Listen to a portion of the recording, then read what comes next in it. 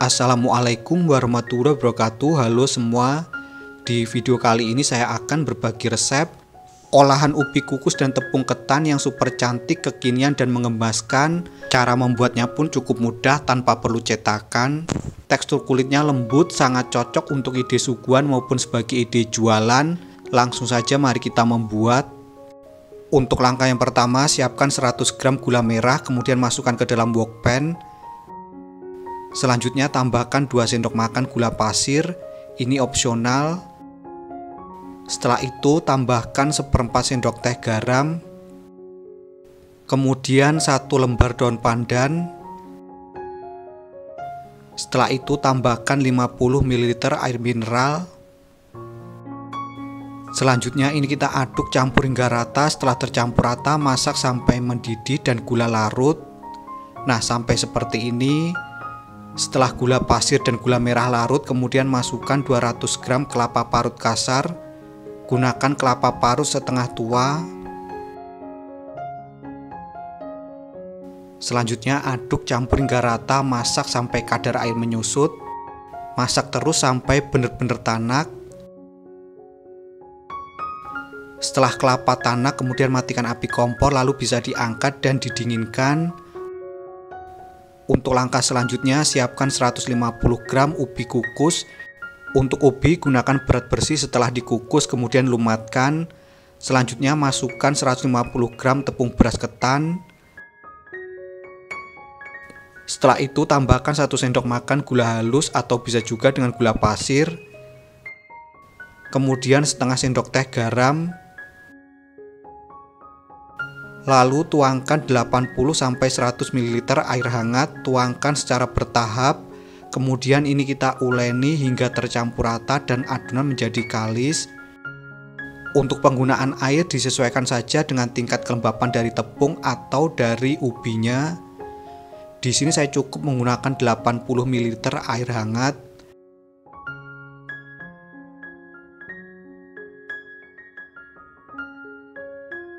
Nah, sampai seperti ini untuk adonannya. Setelah tercampur rata, kemudian tambahkan 1 sendok makan minyak goreng. Lalu ini kita uleni kembali hingga tercampur rata. Nah, seperti ini untuk adonannya. Selanjutnya saya ambil sekitar 50 gram. Saya sisihkan terlebih dahulu, sisanya saya tambahkan dengan secukupnya pewarna kuning. Untuk pewarna, gunakan pewarna kuning telur. Kemudian ini kita uleni kembali hingga tercampur rata.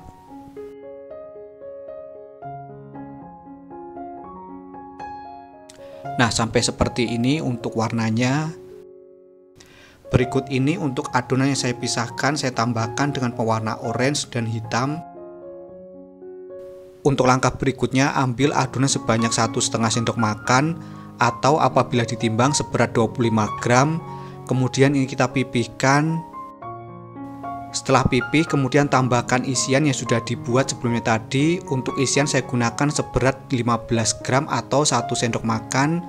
Kemudian kita tutup dengan adonan. Nah, seperti ini. Selanjutnya kita rapikan dan bulatkan. Untuk langkah berikutnya, ambil sedikit adonan warna orange, kita bikin untuk paruhnya. Nah, seperti ini. Setelah itu saya lubangi untuk bola matanya. Selanjutnya kita bikin mata dari adonan hitam. Lalu tempelkan. Nah, seperti ini.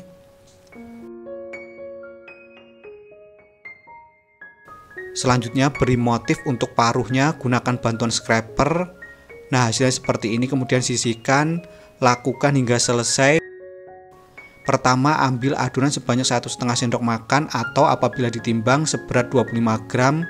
Setelah itu kita pipihkan. Setelah cukup pipih, kemudian tambahkan isian yang sudah dibulatkan. Kemudian tutup dengan adonan lalu bulatkan dan rapikan. Nah, seperti ini. Supaya hasilnya mulus, untuk tangan bisa diolesi dengan minyak goreng.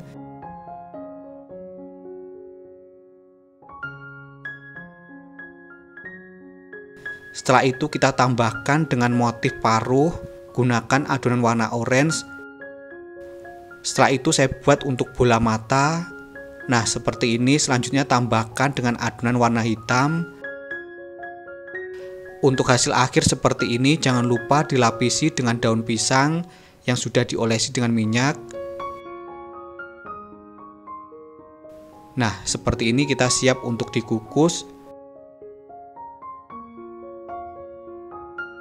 Selanjutnya susun adonan pada kelakat atau pengukus. Beri jarak antara yang satu dengan yang lain. Setelah itu kita kukus selama 20 menit atau sampai dengan matang. Setelah 5 menit berlalu, berikut ini setelah saya kukus selama 5 menit, saya buka tutupnya. Kemudian saya tutup dan kukus kembali. Jadi untuk setiap 5 menit sekali dibuka tutupnya dan dibuang untuk uapnya supaya kuenya tidak melebar. Saat mengukus saya gunakan api sedang. Nah, di sini setiap 5 menit sekali saya buka tutupnya, saya bilangkan uapnya. Setelah 20 menit berlalu, berikut ini setelah saya kukus total selama 20 menit, kemudian buka tutupnya. Selanjutnya olesi kue dengan minyak goreng. Nah, seperti ini. Olesi hingga rata, kemudian angkat dan sisihkan terlebih dahulu. Untuk langkah selanjutnya, siapkan 25 gram tepung beras, kemudian masukkan ke dalam saucepan atau panci. Setelah itu tambahkan 25 gram maizena. Selanjutnya 1 sendok makan gula pasir. Setelah itu 1 sendok teh garam. Kemudian tuangkan 500 ml santan. Supaya lebih wangi, tambahkan 2 lembar daun pandan. Kemudian ini kita aduk campur hingga rata hingga gula pasir larut. Setelah semua bahan larut, kemudian ini kita masak sampai mengental dan meletup-letup. Gunakan api kecil saat memasak supaya tidak mudah cepat gosong. Ini sambil terus diaduk. Berikut ini sudah terlihat mulai mengental.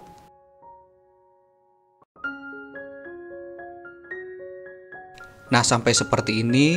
Setelah mengental dan meletup-letup, kemudian matikan api kompor. Selanjutnya bisa diangkat dan tunggu hingga hangat. Setelah hangat, kemudian masukkan atau tuangkan ke dalam cup puding telur ceplok. Tuangkan sebanyak 1,5 sendok makan. Nah, seperti ini, lakukan hingga selesai. Setelah selesai, selanjutnya timpa dengan kue yang sudah dibuat sebelumnya tadi. Sambil ditekan seperti ini. Untuk satu resep ini menghasilkan 15 buah. Nah, hasilnya seperti ini. Berikut ini untuk kue putri mandi karakter bebek siap untuk dinikmati. Untuk tampilannya sangat cantik, menarik, dan super menggemaskan. Untuk tekstur kulitnya lembut, sedangkan untuk rasa gurih, manis, dan super legit. Sekian video saya kali ini, semoga bermanfaat. Terima kasih telah menonton, selamat mencoba, dan wassalamualaikum warahmatullahi wabarakatuh.